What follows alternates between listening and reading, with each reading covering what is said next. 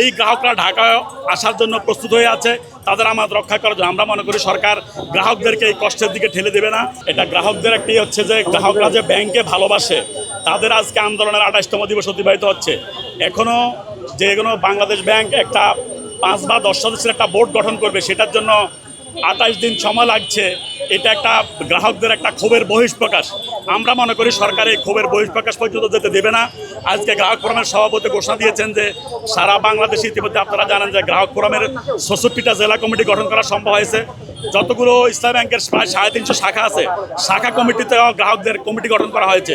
এই গ্রাহকরা ঢাকায় আসার জন্য প্রস্তুত হয়ে আছে, তাদের আমানত রক্ষা করার জন্য। আমরা মনে করি সরকার গ্রাহকদেরকে এই কষ্টের দিকে ঠেলে দেবে না। বাংলাদেশে কোনো আমাদের আন্দোলনের কারণে ব্যাংকিং খাত কোনোভাবে ক্ষতিগ্রস্ত হোক, আইন শৃঙ্খলার অবনতি হোক, এটা আমরা কখনো চাই না।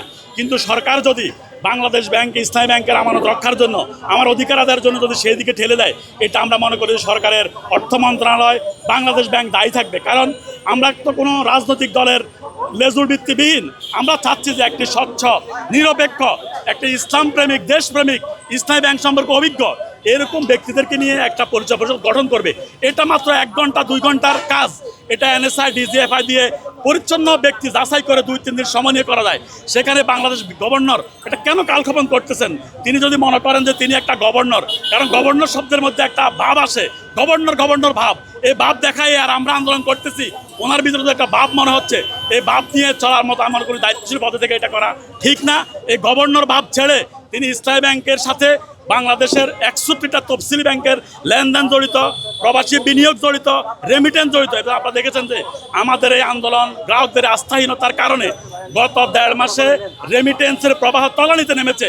আজকে গ্রাহকরা হুন্ডির মুখোমুখি হচ্ছে, এটা দেশের অর্থনীতি ক্ষতিগ্রস্ত হচ্ছে। আমরা মনে করি যেহেতু ইতিমধ্যে সংসদে অর্থমন্ত্রী, স্বরাষ্ট্রমন্ত্রী তাদের কথায় প্রমাণিত হয়েছে তারা ইসলামের প্রতি দুর্বল, তারা মিথ্যা বক্তব্য দিয়েছে। আমরা মনে করি গতকাল সংসদে মাননীয় স্পিকারকে ধন্যবাদ জানাই, তিনি গতকাল ইসলামী ব্যাংক নিয়ে যারা মিথ্যা বক্তব্যের সূচনা করেছে, স্পিকার শক্ত ভাষায় তাদেরকে থামিয়ে দিয়েছেন এবং তিনি ইসলামী ব্যাংকের পক্ষ নিয়েছেন। এই যে আমরা স্পিকারকে ধন্যবাদ জানাই। আমাদের এখন একমাত্র গ্রাহকদের আশা ভরসার স্থল হচ্ছে মাননীয় প্রধানমন্ত্রী এবং মাননীয় স্পিকার। এই দুজন মিলেই যদি ইসলামী ব্যাংকের গ্রাহকদেরকে আস্থা ফিরানোর জন্য এই সপ্তাহের মধ্যে একটি সুষ্ঠু বোর্ড গঠন করে দেবে, আমরা আবার ইসলামী ব্যাংকে আমানত ফিরিয়ে দেবো, আরও আমানত নেওয়ার জন্য উৎসাহ দেবো। আমরা শাখায় শাখায় গিয়ে গ্রাহকদেরকে বুঝাবো ইসলামী ব্যাংকে টাকা রাখার জন্য, এবং দেশ বিদেশ থেকে রেমিটেন্সের একটা ফ্লো তৈরি হবে ইনশাল্লাহ। এবং আমরা মনে করি ইসলামী ব্যাংক ব্যাংকিং সেক্টরে আবার 2017 সালের পূর্বে যেভাবে আমরা সুষ্ঠুভাবে গ্রাহকদের আমানতের মাধ্যমে স্বাবলম্বী 1 নম্বর ব্যাংক হয়েছিল, আগামী কয়েক মাসের মধ্যে আমরা আবার ইসলামী ব্যাংকে আবার সেই 1 নম্বর ব্যাংকে পরিণত করব ইনশাল্লাহ। এটা আমাদের গ্রাহকদের প্রতিজ্ঞা ইনশাল্লাহ।